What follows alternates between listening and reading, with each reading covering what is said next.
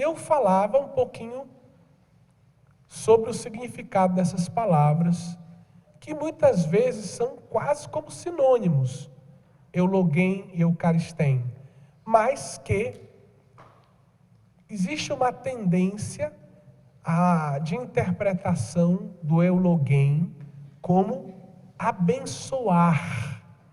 E o termo eucaristém, o verbo eucaristém, é facilmente associado à ideia de ação de graças, né? Dar graças, agradecer. Bom, eu disse para vocês que, enquanto no Antigo Testamento a palavra beracá e o verbo berak eram traduzidos normalmente com os termos gregos, na 70, os termos gregos eulogia e euloguém, e raramente por eucaristia e eucaristém. No Novo Testamento, os termos euloguém e eulogia são raros, e aparece quase sempre o termo eucaristia e eucaristém. E na patrística, na literatura antiga cristã, nós temos praticamente unânime em matéria. Sempre que se fala do sacramento, se usa o termo eucaristia, ou o termo dar graças, para explicar o que o sacramento significa, eucaristém. Ou seja, o termo se torna um termo técnico, eucaristia, eucaristém. Muitos autores, por causa disso, eles sugerem que a melhor tradução para beracá seria, na verdade, eucaristia. Só que hoje isso está sendo colocado entre aspas. Hoje se tem uma interrogação a esse respeito. Será que isso é verdade? E alguns teólogos reputados, de grande reputação teológica, têm escrito sobre isso, têm revisto esse ponto, e têm dito que, na verdade, o termo eucaristém, eucaristia, esses termos, na verdade, eles não devem... A origem, por exemplo, hebraica desse conceito, não deve ser encontrado tanto no termo beracá, berak, mas eles dizem que, na verdade, eles provêm do campo semântico do verbo yadá. Yadá, que é um verbo na sua forma comum, e que na sua forma intensiva, porque o hebraico tem uma forma intensiva de verbos, dá origem à palavra todá. Quando a gente vai em Israel hoje, todá significa obrigado. Então, você pode, ao receber um favor, uma pessoa que te trouxe alguma coisa, você diz todá, né? Então, todá quer dizer hoje, na prática, no hebraico moderno, obrigado, né? Mas todá vem do verbo yadar, a sua forma intensiva. Significa, na verdade, um louvor. Significa algo, não apenas um muito obrigado, né? Um verdadeiro louvor. Algo intensamente expresso, né? Através da palavra todá. Então, Caseles, ele é um autor que vai levantar a questão através de uma obra dos anos 70, que é sobre a Eucaristia. Ele vai falar da todá e da Eucaristia, dizendo que, na verdade, a estrutura da Eucaristia, no fundo, é uma estrutura que provém daquela ideia de sacrifício de louvor, de zevá todá.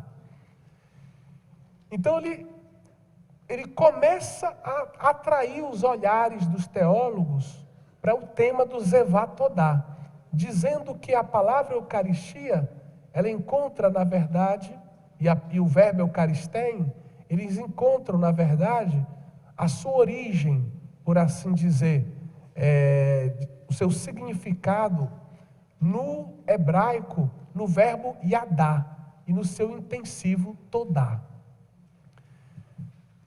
Uma outra coisa importante, um outro teólogo italiano, um exegeta italiano chamado Odasso, ele vai nos dizer outra coisa interessante, né? Ele vai dizer que era tão forte, é tão forte a importância do termo Eucaristai, tanto em todas as narrações da instituição da Eucaristia, que é importante investigar aquilo que o Caselli está dizendo. Por quê? Se esse termo, Eucaristia, ou dar graças, Eucaristein, se esse termo provém do Yadá, do Todá, e aí aponta para o sacrifício de comunhão, então é importante estudar esse tema. Por quê? Então, o sacrifício de comunhão tem algo a dizer acerca do termo Eucaristia, acerca da compreensão cristã, que gira em torno daquele gesto sacramental que Jesus realizou na última ceia, e que os cristãos chamaram desde o início de Eucaristia, né? Até se tornar um termo praticamente universal. Então, alguns autores dizem, né, tentam, digamos, aumentar o valor da distinção entre Euloguém e Eucaristém, dizendo, olha, se Marcos e Mateus falam de Euloguém e Eucaristém, é sinal que eles pensam na Beracá, porque Euloguém é abençoaram, né? Jesus abençoou.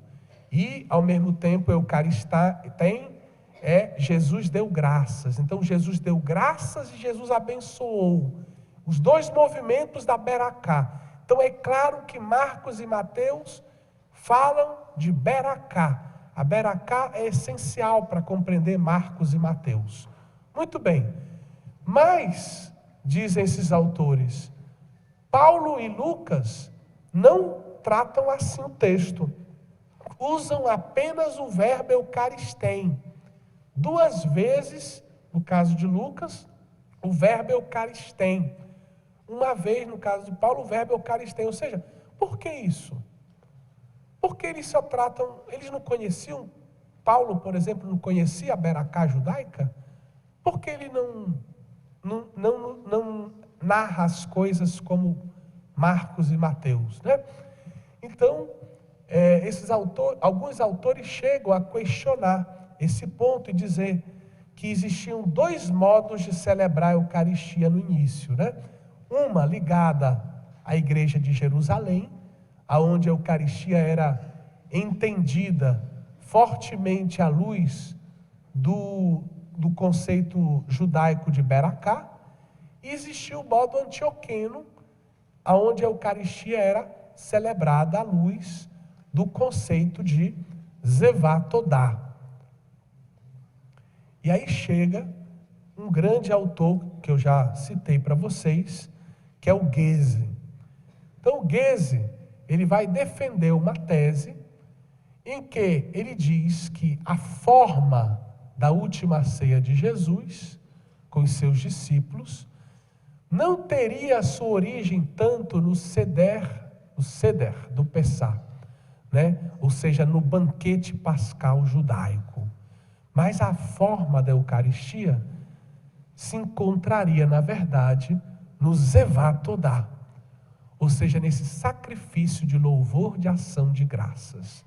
E o nome sacrifício de louvor, de ação de graças, é muito interessante, porque no fundo seria sacrifício eucarístico. Eucaristia não é ação de graças? Sacrifício de Eucaristia, sacrifício de ação de graças, né? Um sacrifício de louvor. Então, a forma desse tipo de sacrifício é muito importante, né, para nós, né, para o nosso estudo, né?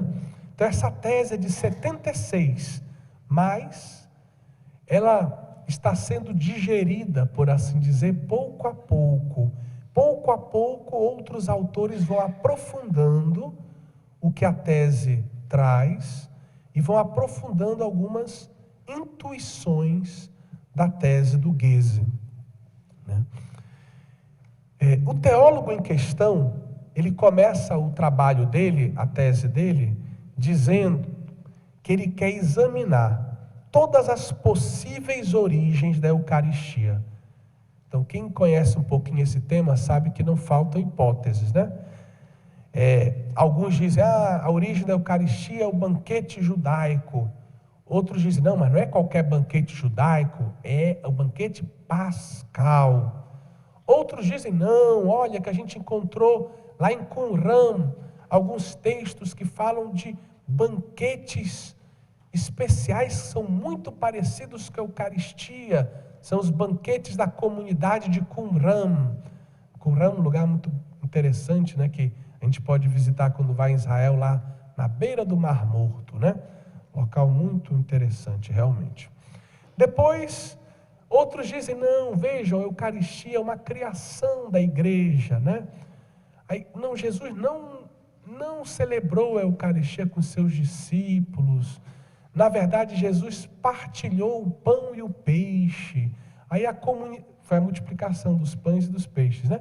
Aí a comunidade primitiva quis perpetuar a memória disso através de um rito parecido com um banquete judaico, usando não mais o peixe, né, o que ia complicar um pouco a vida do povo, mas usando o pão e o vinho, né? Então, imaginem que ia complicar a vida do povo. Imagina você tendo que comer um pedacinho de peixe cru, né? No Japão ia fazer um sucesso, aqui eu não sei. Então, tem muita gente falando muita coisa, com sentido, sem sentido, né? Coisas interessantes, coisas que realmente às vezes, né, não tem o menor cabimento. Outros dizem, não, vejam, a Eucaristia é uma projeção daquelas refeições do ressuscitado com seus discípulos, como ele comeu com seus discípulos. A igreja criou o rito da Eucaristia para que os discípulos de hoje possam comer na mesa com o ressuscitado. Bom, então tem teoria para todo lado, mas quase todas sem cabimento, na verdade. No final da pesquisa do Gezi, ele vai demonstrar que, na verdade, né, todas essas supostas origens da Eucaristia não respondem, não iluminam de um modo suficientemente claro o mistério da Eucaristia. Ele vai dizer, todas são muito imperfeitas, essas hipóteses. Todas essas, entre aspas, origens, são muito problemáticas. E aí ele vai começar a descrever, a partir de textos bíblicos, de uma pesquisa em textos bíblicos muito interessante, que é difícil para a gente agora reconstruir isso nesse tempo que nós temos. Ele vai começando a apresentar o que seria o rito do Zevá Todá.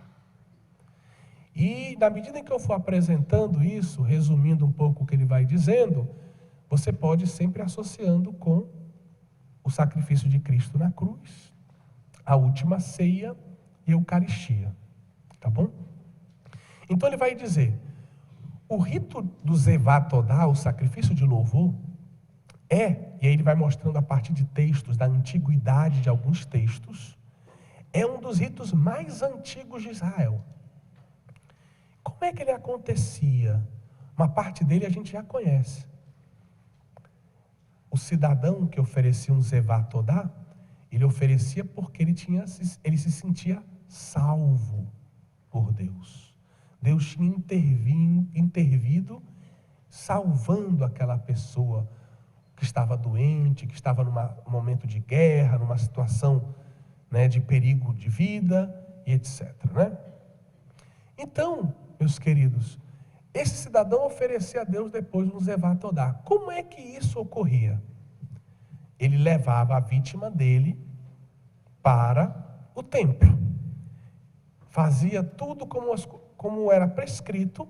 O sacerdote, depois de ter imolado a vítima, dividia a vítima em 3 partes. E aí alguns detalhes são muito importantes. Por que no Zevá Todá e somente no Zevá Todá, a vítima deveria ser consumida em um dia apenas.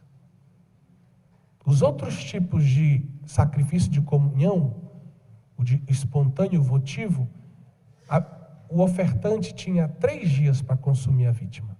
E o sacerdote também. Nesse não, só um dia.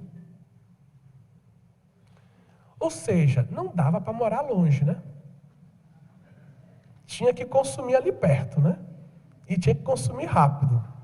Então, ele vai mostrando a partir de uma série de textos que, na verdade, esse sacrifício ele tinha algumas características próprias. Primeiro, antes do sacrifício, os levitas cantavam hinos de louvor. Daí vinha o nome, sacrifício de louvor. Eles davam voz à gratidão do ofertante. Então, os levitas, eles entoavam hinos de louvor. Depois, o sacerdote ofertava a parte que cabia a Deus, ficava com a sua parte, e o ofertante com a sua. O ofertante, ele ia lá bem acompanhado, né? Porque se a mulher dele amasse ele e os filhos também, eles também estavam muito agradecidos, né? E os amigos também. Então ele ia acompanhado por uma comunidade de íntimos, pessoas próximas, familiares, amigos, pessoas que querem demonstrar naquele momento a sua gratidão pela salvação daquela pessoa. Você já pode ir pensando na última ceia, Jesus e os 12 amigos próximos, os discípulos, um ambiente de intimidade familiar, né? Então, esse ofertante e a sua família, seu grupo de amigos, também não podia ser uma multidão, né? Porque imagine, tinha que ser uma dezena de vítimas, né? Porque ele só comia 1/3 da vítima, então não dava também para alimentar uma multidão. Então ia ali o pessoal mais próximo, né? Os mais amigos, etc. Ele não tinha muito tempo para consumir essa vítima, a parte dele da vítima. E aí o Goese vai mostrando a partir de uma série de textos bíblicos e extrabíblicos que muito provavelmente ele consumia isso na proximidade do templo. Ele fazia esse banquete perto do templo, ainda com aquela atmosfera do templo, do sacrifício, do sacerdócio. E o que um banquete judaico te recorda? Um banquete judaico tem... A ideia de banquete na Bíblia traz uma série de elementos interessantes, mas vamos pegar alguns aqui. Sentar em torno da mesa com alguém significava comunhão de vida. Então, familiaridade, intimidade, né? Então, imaginem que nesse tipo de sacrifício de comunhão, nós temos, de comunhão geral, né? Nós temos Deus come a parte dele, por assim dizer, né? Deus recebe a parte dele, que vai subir lá para a mesa dele no céu, para o altar dele no céu. O sacerdote vai comer a parte dele, e o ofertante com a família vai comer a parte dele. Então, no fundo, é como se fosse um grande banquete, em torno do qual se reúnem Deus, o sacerdote e o ofertante. Porque todos comem da mesma vítima. Então, daí o termo comunhão. É claro que a ênfase da comunhão é Deus e o ofertante. Mas se você quiser pensar, né, na nossa Eucaristia hoje, o sacerdote, o povo, Deus, todos em torno de uma mesma mesa. Então, era um banquete sagrado, era coisa santa. Aquele alimento, não era um banquete qualquer, não era uma janta qualquer, não era uma merenda qualquer, não. Né? Eles celebravam aquilo num espírito de sacrifício de louvor, porque eles tinham vindo do templo, estavam ainda na proximidade do templo, numa pequena distância cronológica e geográfica, e ali eles comiam o sacrifício de louvor, a parte que lhes cabia. Nessa esfera, nessa atmosfera, né, de cânticos, de gratidão, de reconhecimento que Deus nos salvou, de salvação. Salvação. Cânticos. Uma só mesa. Deus, sacerdote, ofertante. São vários elementos interessantes. E aí tem alguns detalhes interessantes. Vocês lembram que eu falei do pão? O pão da celebração pascal era ázimo, sem fermento. Mas o termo nos evangelhos para designar o pão que Jesus tomou em suas mãos é artos. Não é o termo usado para pão sem fermento. É o termo usado para o pão do dia a dia. O pão do dia a dia era o pão fermentado. Certo? Então, o detalhe interessante é esse, que no rito do Zevat Todá, além da vítima, se usava, e é o único rito de sacrifício em que acontece isso, se usava o pão fermentado. O pão fermentado, tá certo? E, além disso, nesse rito, tinha um uso muito importante, que era o do cálice da bênção, ou da salvação. Aquele salmo que diz, eleva a ti o cálice da minha salvação. Né? Então, o cálice da bênção, o cálice da salvação, era um momento muito importante. Naquele momento, o ofertante dizia, através do elevar o cálice, a sua alegria, o seu reconhecimento, a sua gratidão. Deus me salvou e por isso eu posso tomar desse cálice. Porque Deus me salvou. Senão eu não poderia tomar nem desse, nem de outro, nenhum outro cálice, né? Então, se eu estou aqui, eu posso erguer esse cálice. Se eu posso tomar desse cálice, é porque Deus me salvou. É o espírito que nós deveríamos ter também em cada Eucaristia. Se nós podemos receber a comunhão, é porque Deus nos salvou. É porque Deus nos amou. É porque Deus nos consagrou. Né? Porque Deus nos preparou para isso. Então, meus queridos, são elementos do rito, do Zevat Todá, que não deixam de ser muito interessantes, né? E aí, o autor lamenta, por um lado, o fato de que esse tipo de rito tenha sido tão pouco estudado no Antigo Testamento, apesar da importância dele. Como ele vai citando uma série de salmos, de textos, que falam claramente do sacrifício de louvor. Esse termo sacrifício de louvor é um termo que entrou na liturgia cristã desde o início, por sinal. Alguém conversava comigo hoje, padre, esse sacrifício de louvor é aquele da carta aos Hebreus? Sim. Esse sacrifício de louvor é um termo, por exemplo, as nossas laudes. Sacrificium laudes. Né? Então, quer dizer, o sacrifício de louvor, de gratidão a Deus. É um termo que, desde o início do cristianismo, desde a Didaquê, ele está bem presente. Né? O autor ele também vai dizer o seguinte: no sacrifício de louvor, o ofertante faz memória da salvação operada por Deus e agradece por ter superado o momento de prova, de crise, momento de perigo, e ter testemunhado a libertação. Tal rito não é apenas sacrificial, mas é um rito sacrificial de atestação. Nele, a palavra e a refeição, o louvor e o sacrifício formam uma unidade.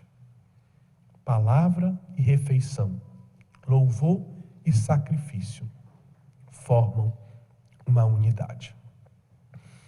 Então, qual é a beleza desse rito? Primeiro, esse rito une sacrifício e refeição. Nesse rito, o sacrifício desemboca numa refeição. E a refeição tem um caráter sacrificial. Como é que o ofertante participa do sacrifício? Pela refeição. Como é que a família dele participa do sacrifício? Pela refeição. E, ao mesmo tempo, ao participar da refeição, eles sabem de onde veio a vítima, aquele alimento que eles estão comendo, que é sacrifício a Deus.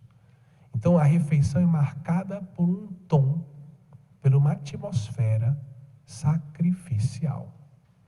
Então nós temos no Zevat Todá o encontro dessas duas linhas: sacrifício e refeição e banquete. Eu sei, eu disse para vocês que no banquete pascal também existe uma conotação sacrificial, tá certo? É claro isso. Mas existe uma diferença. A diferença é que nenhuma parte do cordeiro vai para Deus no sacrifício pascal, certo? Ele é morto, o cordeiro, mas o cordeiro é comido pela família, tá certo? Então, tirando o sangue dele, né, o cordeiro vai ser comido pela família.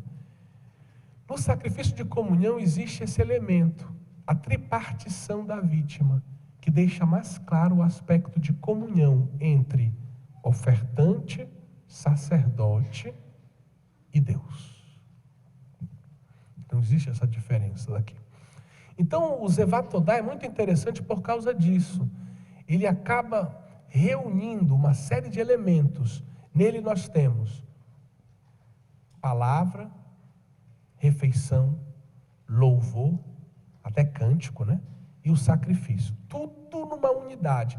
Porque a coisa não era entendida como nós, né? Isso aqui é a liturgia da palavra, isso aqui é a liturgia eucarística. Isso é uma coisa tipicamente nossa, ocidental, separar demais as coisas, né?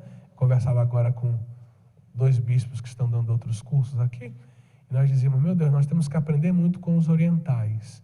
Os orientais, eles não, como os escolásticos também, eles distinguem, mas eles não separam.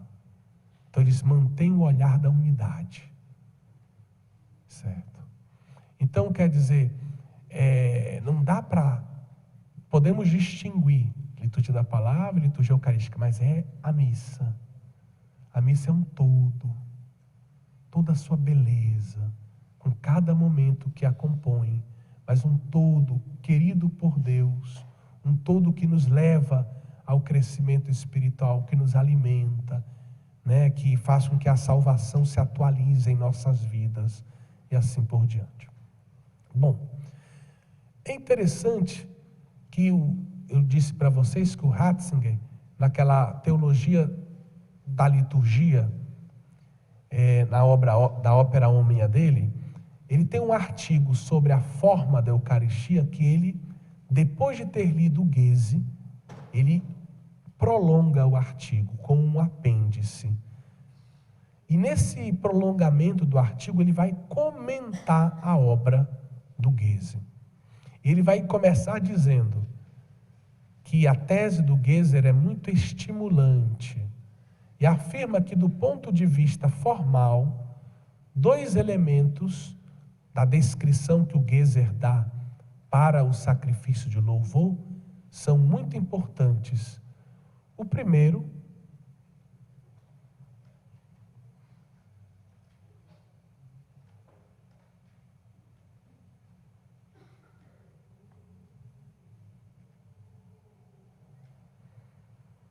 está ali em cima.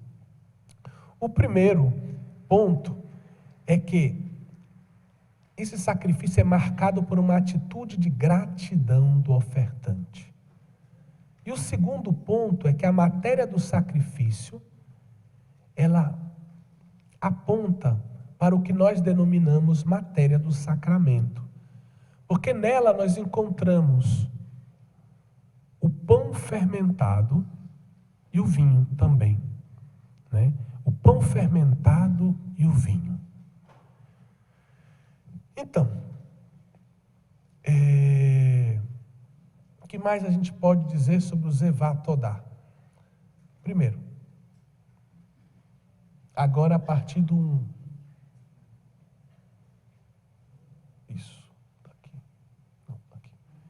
4 elementos específicos desse rito.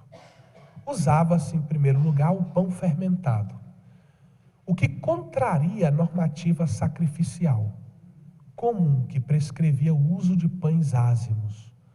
O sacrifício de louvor, junto com pães ázimos,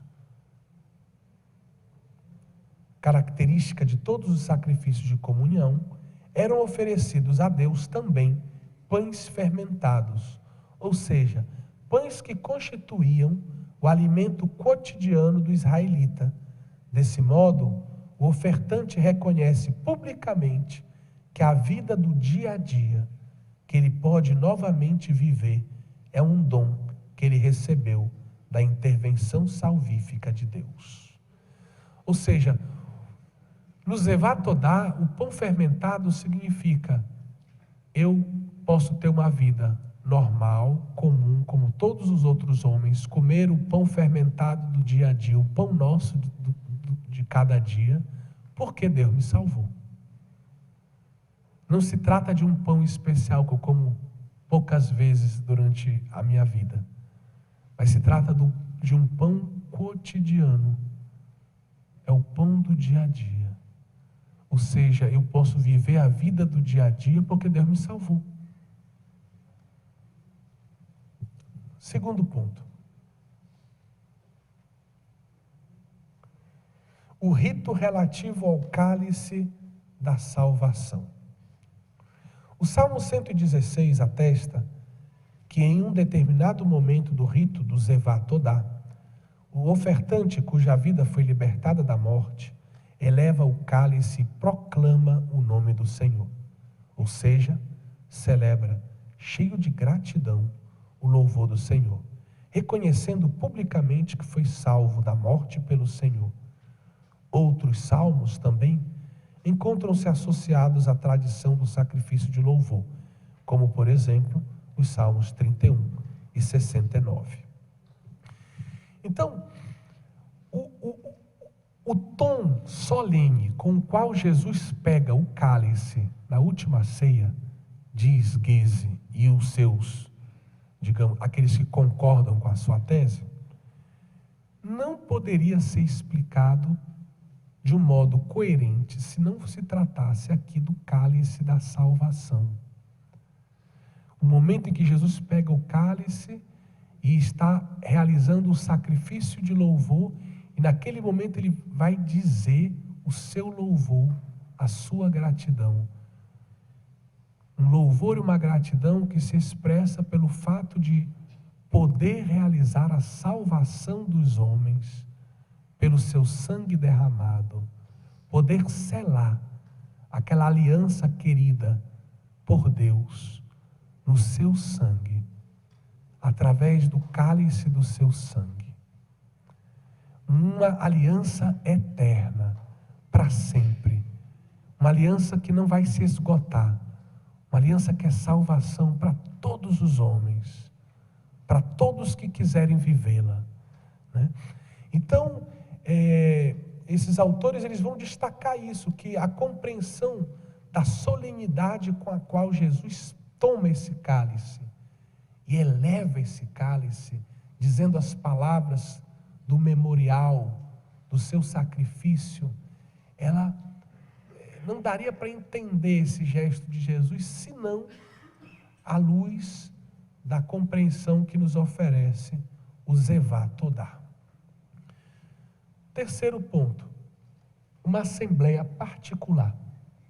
O oferente, o ofertante, né, se une aos seus familiares e amigos para oferecer a Deus o sacrifício de louvor. Estes se encontram unidos no louvor e na ação de graças ao Senhor. Ao longo do rito, a assembleia se sente fortalecida para viver a fidelidade ao Senhor e à sua aliança. Celebrando o Zevat Todá, celebrando esse momento em que nós dizemos: o Senhor salvou o fulano, o Senhor operou de modo muito concreto, não apenas em vista do povo como tal, como lá no exílio, né, na saída do Egito, mas agiu de um modo salvífico na vida do fulano, na situação específica que o afligia, naquele perigo que colocou em risco a sua vida. Então, cada um que participava daquela assembleia, pequena assembleia, daquela refeição, se sentia renovado. Sim, esse é o Deus no qual nós cremos. Este é o Deus no qual colocamos a nossa confiança. Este Deus que age na história, que está do nosso lado, que nos protege, que nos abençoa, que nos livra do mal, né? Então, Jesus, ao reunir os seus discípulos, os seus 12, aquele grupo que ele consagrou do meio de todos os outros discípulos que ele tinha, Jesus, ele cria uma atmosfera de familiar. E ele quer que eles participem desse sacrifício de louvor, segundo Goethe. Ou seja, que eles participem da sua alegria. A alegria de poder realizar a salvação dos homens. E aí a pergunta que vem, mas padre, eu já respondi essa pergunta antes, só recordando. Mas o sacrifício de louvor não é quando Deus livra o homem da morte? Sim. Eu já disse que tem 2 modos de Deus livrar o homem da morte. O primeiro, que é o que todos nós pedimos, né? Quando alguém está doente, está enfraquecido nas suas forças, está chegando perto do último momento, é que Deus o cure. Se for vontade de Deus, que Deus o cure. E aí a gente pede isso. Depois que a pessoa morre, a gente reza para ela ir para o céu, né, não? Para que Deus o livre da morte. Que ele não fique na morte eterna, que ele tenha a vida eterna, que ele participe, tenha a visão beatífica, que ele usufrua da felicidade que Deus reservou para nós no céu. Então Deus nos livra da morte também, fazendo com que a morte não tenha a última palavra em nossa vida, nos dando a vida eterna. Finalmente, nós temos o último ponto. É o 4º ponto. Está aqui no finalzinho. Levítico 7. Ensina que a vítima do sacrifício de louvor devia ser consumida inteiramente no mesmo dia. Versículo 15. E é interessante perceber que é a mesma prescrição do banquete pascal. O banquete pascal, né, o rito pascal prescreve que o cordeiro pascal seja consumido até a madrugada daquela noite em que é celebrada a Páscoa. Não pode amanhecer o dia com carne na mesa. Ou seja, o cordeiro tem que ser todo consumido até o raiar do sol. Exatamente a mesma prescrição do Zevat Torá, como eu já expliquei, que é uma exceção, porque os outros sacrifícios de comunhão dão 3 dias. Quando é que Jesus vai morrer? Na sexta-feira. Ou seja, um dia depois, Jesus vai realizar o seu sacrifício completo, vai se entregar completamente a Deus. Então, alguns textos bíblicos parece indicar que tal tipo de sacrifício foi gradualmente adquirindo uma crescente importância na tradição de Israel, de modo que foi sendo lido numa ótica existencial e espiritual, sempre mais rica e profunda. Bom, aí o autor ele vai fazer um verdadeiro caminho histórico, mostrando como o Zevat Torá vai sendo celebrado ao longo da história, mostrando os indícios desses modos de celebração da Sagrada Escritura em diversos textos, mas especialmente nos Salmos. E qual é a tese do autor? Ele conclui o seu trabalho dizendo: todos os outros tipos de banquetes sacrificiais, inclusive o banquete da Páscoa, são no fundo uma evolução do Zevat Torá. O Zevat Torá é o banquete sacrificial primário. Todos os outros banquetes judaicos solenes são a derivação do Zevá Todá. E ele vai dizer, né, que, no fundo, todos os banquetes judaicos solenes têm um quê de sacrificial. Aqui a gente pensa um pouquinho no Pessah. Eu já expliquei isso para vocês. O Pessah ele tem aquele quê de sacrifício, ele tem uma dimensão sacrificial. Por que ele vai dizer? No fundo, o banquete da Páscoa é um grande Zevá, onde o povo reconhece que foi salvo. Mas não foi salvo só ele, nem só você. Todos nós fomos salvos. Então é um grande Zevá Todá do povo de Israel. O povo todo foi salvo. E que os outros banquetes judaicos, todos eles no fundo fazem memorial, os encaram de alguma ação salvífica de Deus. E, de um certo modo, são herdeiros do Zevá Todá, que celebrava a ação salvífica de Deus na vida do indivíduo, na vida do fulano, o ofertante, que levava o seu sacrifício a Deus, dizendo: Senhor, tu me salvastes. Né? Então, a tese do autor é essa, né? No fundo, o Zevá Todá é uma estrutura de banquete sacrificial que, no fundo, serve de modelo para todos os outros banquetes judaicos, inclusive o banquete da Páscoa. Ou seja, quando eu disser que o Zevá Todá tem algo a dizer sobre a Eucaristia, não estou desprezando aqui o fato de que o banquete pascal também tenha algo a dizer sobre a Eucaristia. Mas é importante nós compreendermos que hoje se pesquisa sobre isso. Provavelmente o banquete pascal é uma modalidade de banquete de louvor, de sacrifício de louvor, de Zevá Todá. Bom, essa tese, ela é aceita hoje, vai sendo aceita por quem se entrega ao estudo daquilo que Gezi disse, daquilo que outros discípulos dele têm escrito sobre esse assunto. Mas, por outro lado, nós temos algumas resistências, é normal que seja assim.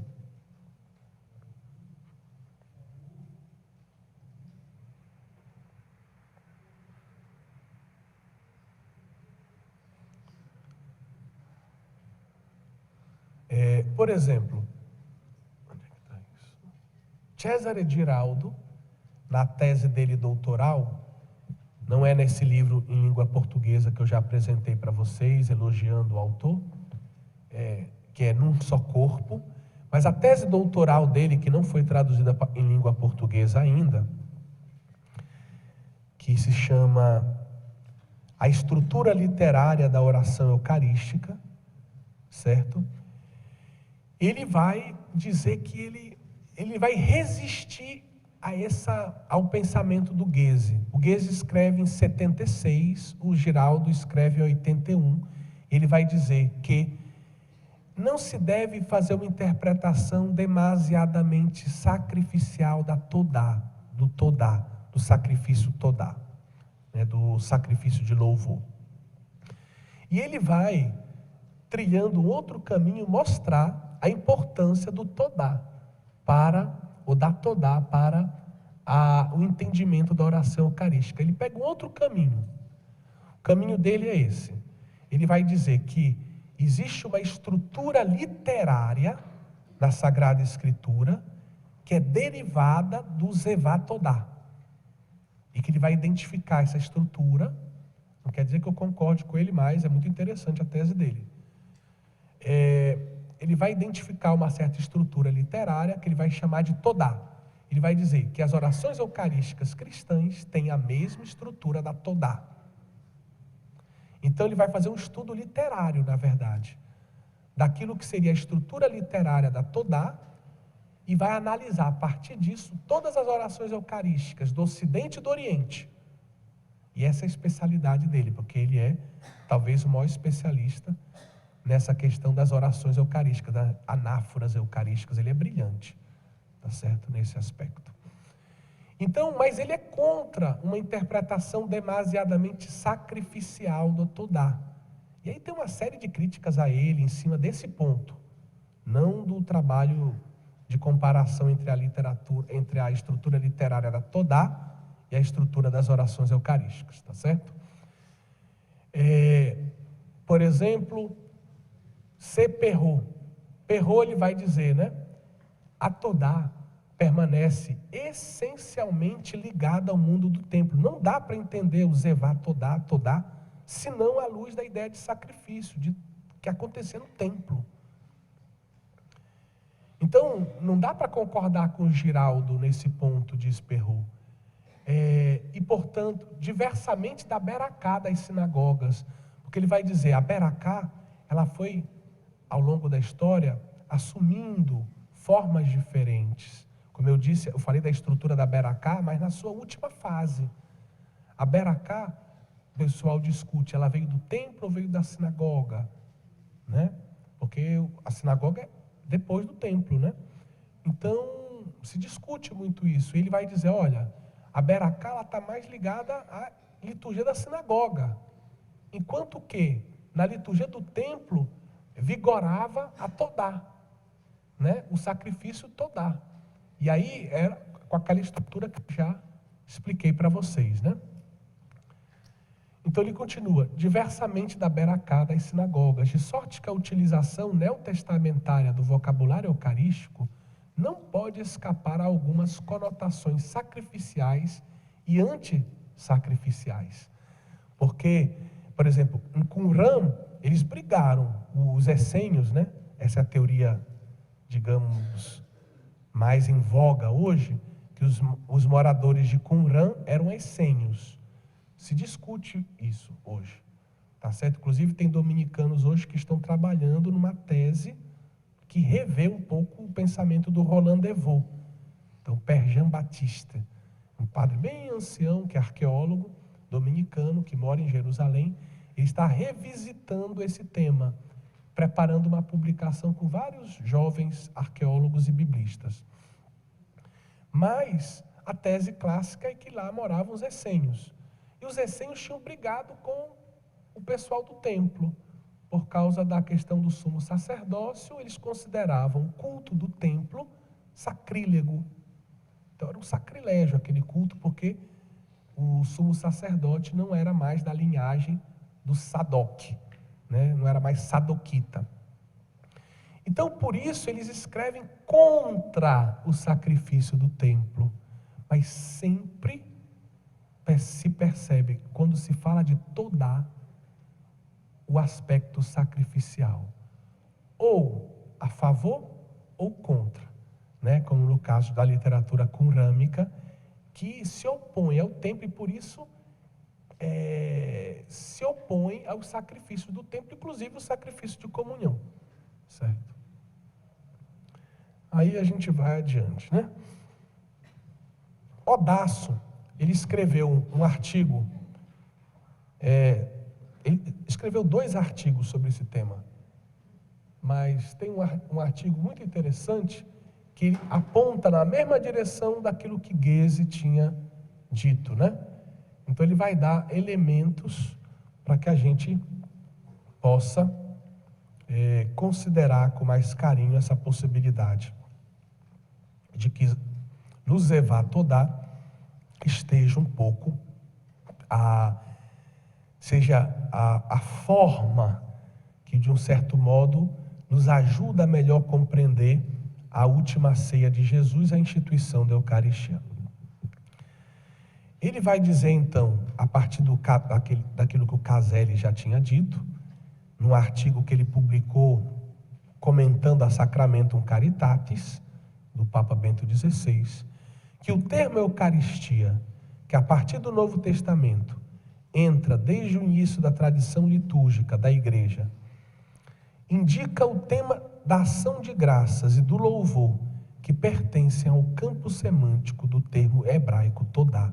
Então ele pega a tese do Caseles, ou seja, o campo semântico do termo Eucaristia não está na Beracá, mas está na todá, ligado ao Zevá todá. Depois ele vai dizer, as narrações neotestamentárias indicam que Jesus tomou um artos em suas mãos, o pão fermentado, não o pão ázimo. Como é notório, tal tipo de pão não era admitido no banquete pascal, pois este se realiza no primeiro dia da semana dos ázimos. O tom solene com qual se afirma que Jesus tomou o pão só pode ser explicado se a última ceia se realizou antes da Páscoa como um sacrifício de louvor. Não era previsto um momento desse no banquete pascal. Se pegar o pão solenemente, né, da forma como Jesus realiza na última ceia.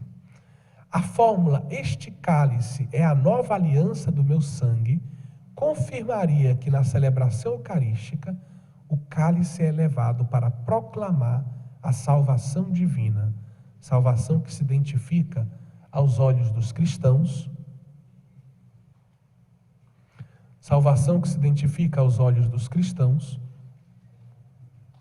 com a ressurreição do Senhor.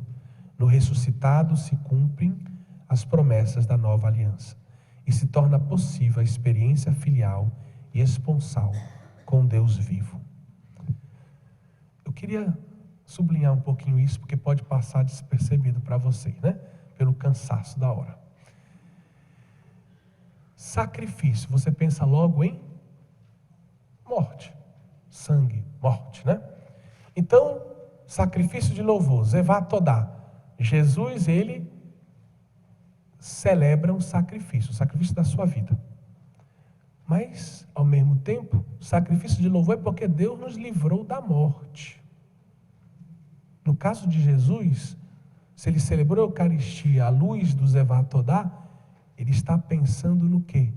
Na ressurreição. E aí isso é muito bonito, porque justamente nós podemos compreender de um modo muito harmônico como morte e ressurreição façam parte do sacrifício eucarístico. Porque hoje tem gente que faz certos tipos de discursos sobre a missa como sacrifício, que parece que quando você dá corpo de Cristo, está dando um pedaço do corpo morto de Jesus. Que fazem, né, toda uma iconografia de Jesus morrendo na cruz e etc. Que é uma iconografia que tem o seu valor, mas tem que ser explicada. E aí, não, a missa é sacrifício, é a morte de Jesus, sim, mas ela é também ressurreição. Então, as duas são como duas faces de uma moeda. Não dá para separar uma da outra. É mistério pascal. Então, celebrar o sacrifício da missa não significa parar na cruz. Jesus morreu e vamos embora. Nós recebemos Jesus morto.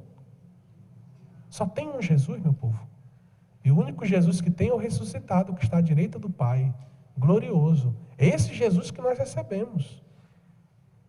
Então, quando eu digo que a missa é sacrifício, eu não quero com isso obscurecer o aspecto da ressurreição, de forma alguma.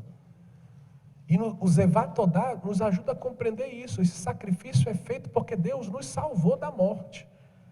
Porque Deus salvou o seu Filho primogênito, o seu Verbo que se encarnou, da morte, ressuscitando-o.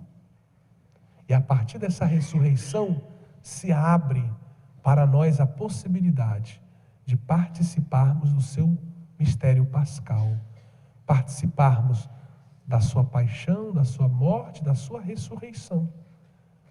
Vivermos, né, a nossa vida cristã é vida pascal. Com ele nós morremos, com ele ressuscitamos. Então participar da missa é participar não só da cruz, é participar também da ressurreição de Cristo. É experimentar também as primícias da ressurreição. Certo?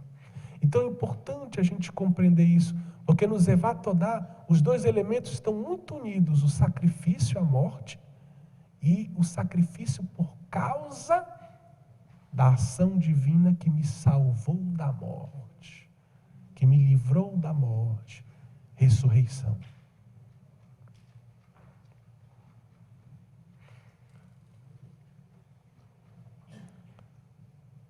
É claro que esse tema, ele tem que ser aprofundado. Eu não estou apresentando esse tema para dizer, pronto, essa aqui é a última palavra, acabou-se, ninguém precisa mais estudar a Eucaristia, não. Não. Esse tema aqui, ele tem que ser aprofundado na exegese, na teologia, no diálogo com o judaísmo, certo? É um tema, como diz o Papa, ou melhor, Ratzinger, não quero dizer Papa, porque apesar de ser a mesma pessoa, ele não escreveu como Papa, né? Esse escrito a qual eu me refiro, é um tema muito interessante. Nós temos uma expressão que eu já citei para vocês na oração eucarística, número 1. Está bem animado, né, aí do lado. É porque se eu soubesse cantar, eu cantava com vocês também, né? Vamos ver se de hoje para amanhã eu aprendo alguma coisa. Até agora está difícil. Então, o mesmo autor, no caso Odasso, ele propõe que se estude também o linguajar eucarístico dos padres da igreja. Ele vai citar, por exemplo, a Didaquê. A Didaquê, que é uma obra tão importante, se discute um pouco a idade dela, mas muitos dizem que ela é ainda do 1º século, ou talvez do iniciozinho do 2º século. E na Didaquê aparece a expressão sacrifício de louvor. É interessante isso. Depois, na oração eucarística número 1, que a gente sabe que ela tem uma história muito bonita, e que ela vem lá da época de São Gregório Magno, talvez até da época de São Leão Magno, né? Então, a oração eucarística, a estrutura fundamental dela, número 1, ela vem lá da patrística, né? Dos papas que eram também padres da igreja, São Leão, São Gregório Magno, né? Então, a oração eucarística número 1, ela traz uma parte que diz assim: lembrai-vos, Senhor, dos teus servos e servas, te oferecemos, ou que eles próprios te oferecem, esse sacrifício de louvor. Memento Domini, famulorum famularumque tuarum, proquibus tibi oferimus, que nós te oferecemos. O verbo oferecer, oferimus, no latim, ele tinha uma conotação sacrificial. Eu vou falar disso amanhã, tá bom? Mas é importante a gente entender isso. Fecha a porta, por favor.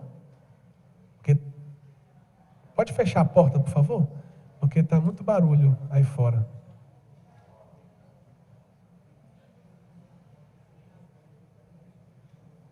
Isso, muito obrigado. Então, voltando para cá, né? Ele vai dizer que também seria interessante estudar o linguajar da liturgia antiga, porque, por exemplo, na oração eucarística número 1, que é o famoso cânon romano, nós temos uma expressão, sacrificium laudis, o sacrifício de louvor, que se inspira no Salmo 50. E o Salmo 50 é claramente um salmo que fala do Zevá Todá. Mas tem um outro salmo que fala de Zevá Todá também, e que Cristo recita as primeiras palavras deste salmo na cruz. É o Salmo 22. As palavras de Jesus que às vezes nos deixam, né, sem saber o que dizer. Meu Deus, por que me abandonastes, né? São as primeiras palavras do Salmo 22. Então é importante a gente entender que, primeira coisa, um judeu na época de Jesus, ele não citava o Salmo assim, Salmo 22, Salmo 23, Salmo 24, Salmo 8. Né? Que hoje já dá confusão, né? Porque tem a numeração dos judeus, dos protestantes, dos católicos, nem sempre coincidem as coisas. e eles citavam os salmos, dizendo as primeiras palavras do salmo. Como a gente com os documentos eclesiais. Lumen Gentium, Gaudium et Spes, Sacrosanctum Concilium. São todos nomes de documentos que, no fundo, são as primeiras palavras de cada documento.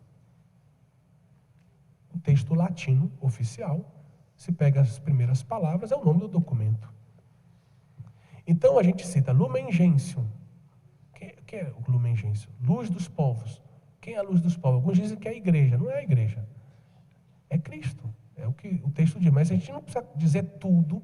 Basta dizer Lumen Gentium, que a gente já sabe que é o documento, a constituição dogmática sobre a igreja. Então os judeus, eles citavam os salmos assim, dizendo as primeiras palavras. Jesus, quando ele cita as primeiras palavras do Salmo 22, ele está invocando o Salmo 22, mas não só uma parte. Ele está invocando a integridade do Salmo, a totalidade do Salmo. Aquele Salmo, de certa forma, diz o que Jesus está rezando na Bíblia. Leia o Salmo todo, é o dever de casa de vocês. Dever de casa, amanhã eu vou perguntar, né? Salmo 22, quem não lê não vai participar da palestra, né? Então, quando a gente lê o Salmo 22 todinho, a gente vai vendo que na primeira parte do texto, ele vai narrando o sofrimento, a situação dramática dele. Mas na parte final, o tom vai mudando, o tom vai se tornando um tom de louvor, de gratidão, e aquele sacrifício se torna louvor. Louvor por tudo que Deus vai fazer por meio daquele sacrifício. Ele vai formar um povo que vai louvar a Deus, um povo de gente remida, de gente salva, né? Então é muito interessante, a gente nunca deve pegar só uma parte do Salmo, leia o Salmo todo. O que Jesus quer nos dizer é o Salmo todo. Jesus está invocando esse Salmo, ele está rezando com isso.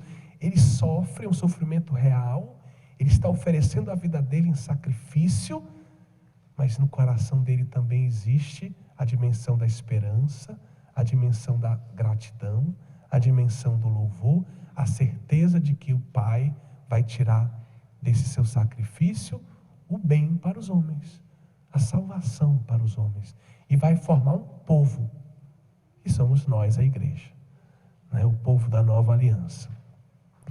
Então, meus queridos, esse daqui é mais um elemento, né? Teríamos muitos outros elementos para apresentar acerca do Zevá Todá. Quero só concluir mais adiante. Pronto. Não obstante o que foi dito até aqui sobre a possível relação entre a Eucaristia e o Zevá Todá, não devemos esquecer que esta relação, por mais sugestiva que seja, deve ser ulteriormente aprofundada do ponto de vista bíblico e teológico. E que não se deve esquecer também, né, que mesmo que a última ceia tenha elementos do sacrifício de louvor, ela possui, como recordava Bento XVI, um caráter pascal também. Jesus, ele não celebrou a última ceia em qualquer período do ano. Ele quis que fosse ali naquele momento, ou na noite, ou na proximidade da Páscoa judaica, para deixar claro que a Páscoa dele levava à plenitude a Páscoa antiga.